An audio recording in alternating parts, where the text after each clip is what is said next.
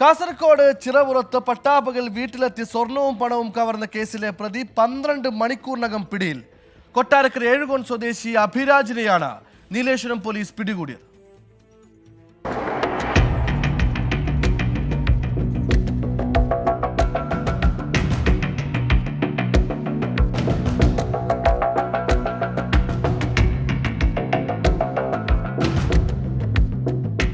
കഴിഞ്ഞ ദിവസമാണ് ചിറപ്പുറം ആലൻകീഴ് മിനി സ്റ്റേഡിയത്തിന് സമീപത്തെ OV രവീന്ദ്രന്റെ വീട്ടിൽ മോഷണം നടന്നത്.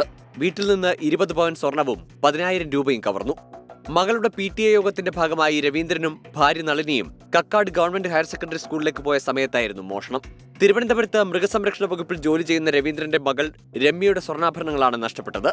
തറവാട്ടിൽ നടന്ന കളിയാട്ടത്തിന്റെ ഭണ്ഡാരം വരവായിരുന്നു തുക.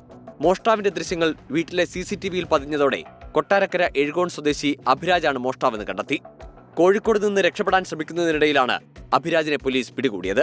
മോഷ്ടിച്ച പണവും സ്വർണവും ഇയാളിൽ നിന്ന് കണ്ടെടുത്തു. 24 കാസർഗോഡ്.